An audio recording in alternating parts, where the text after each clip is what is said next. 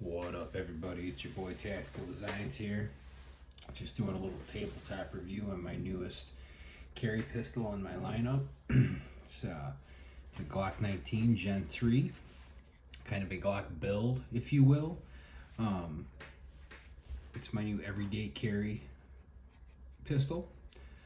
I will say before I get into the review that even though it is a Glock build and is a modified Glock, I did not mess with the internals. So all the inner slide components are all OEM Glock, all the frame components, trigger, everything is OEM Glock besides the mag release, which I'll get into.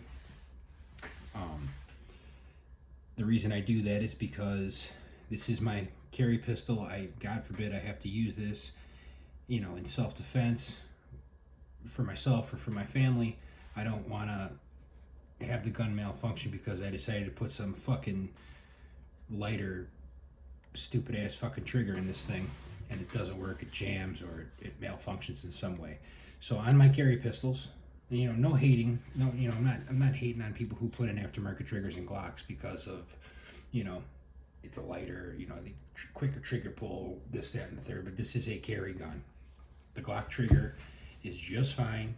I practice with it, I train with it, I know what to expect with it, and I trust it. So that being said, we're gonna go top to bottom here on this Glock.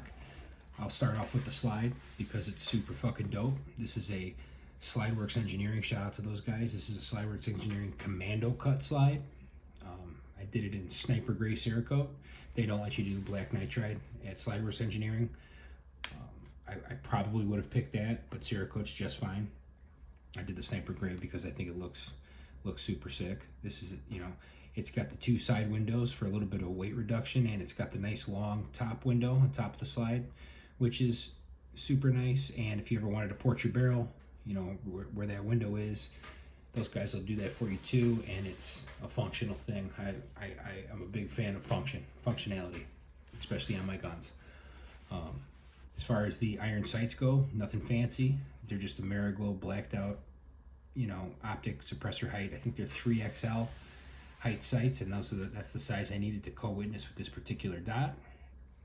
So yeah, I don't like having tritium on my sights when I'm running a dot because, for one, it's unnecessary money spending.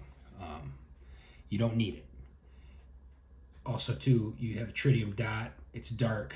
You have to use your gun, and now you're getting the shit garbled up. Not that it matters, not that you would, but I'm just paranoid like that. I'd rather have black sights if I'm running a dot.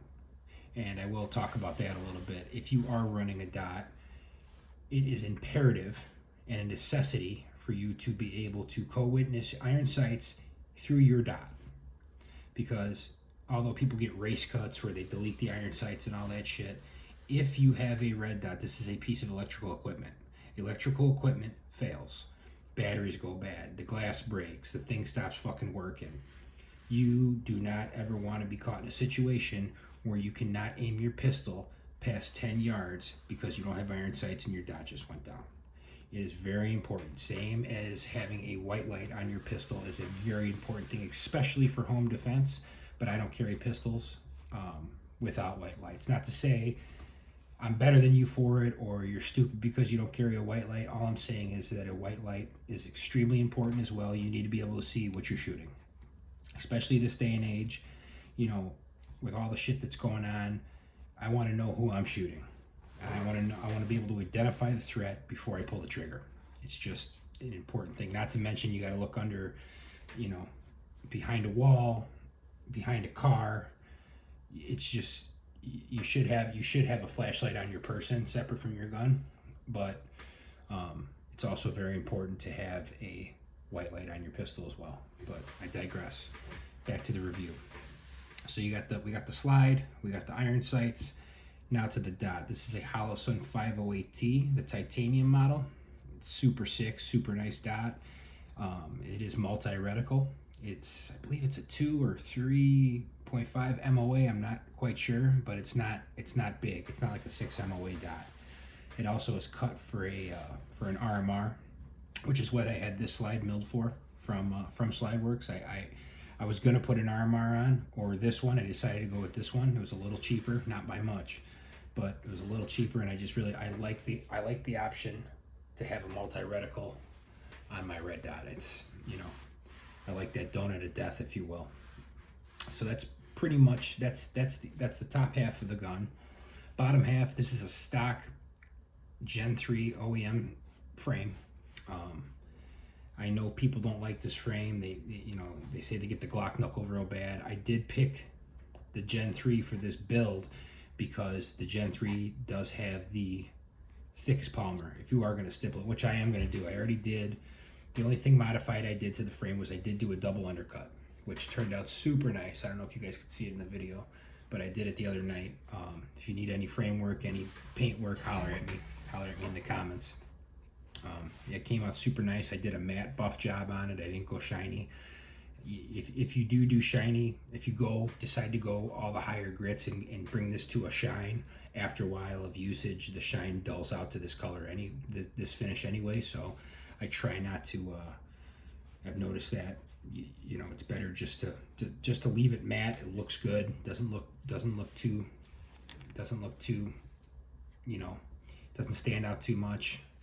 It feels nice, and I might do a grip reduction on this and throw some stippling on here. Not sure yet. I'm just fine with the way this feels and the way this sits as is right now. I probably will add like a, what do they call that? A scallop cut for the mag release.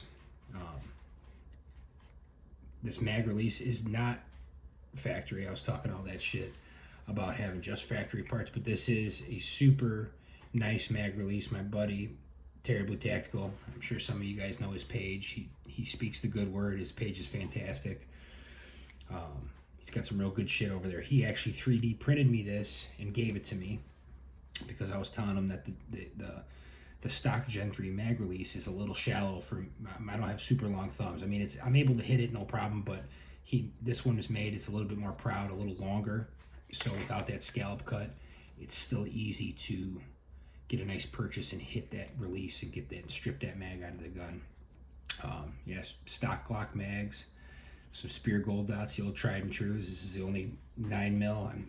I'm not saying that the rest aren't great or they don't work, but this is the one 9mm that, you know, I carry in all my 9mm carry guns, the Spear Gold Dots. I was carrying the Federal for a long time, and I switched to Spear stuff. It just seems to run real good, and I really like it. And test of time, it fucking works. So that's pretty much it as far as the gun goes. You got that super dope mag release. You got the aftermarket slide. Also, too, brings me back to the light. This is a TRL7 HLX. Super awesome light. Not the cheapest of stream lights, but it is smaller than the TRL one, and it's just as bright.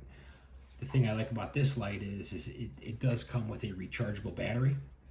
So you could just you unscrew this. You don't have to take the light off the pistol. You pop the battery out. You charge up the battery. The cable goes right into the battery and it charges. The nice thing is that it's not a proprietary battery to the light. You could just throw in a regular battery in this light and it'll run it. So say this is your sidearm and the grid goes down and you don't have power and you have no way of charging this light. You are not left without a light on your gun. You could always take a battery, which you should have if you're running an EOTech or any other light. You should have plenty of those batteries. You could throw it in this light and it'll function just fine.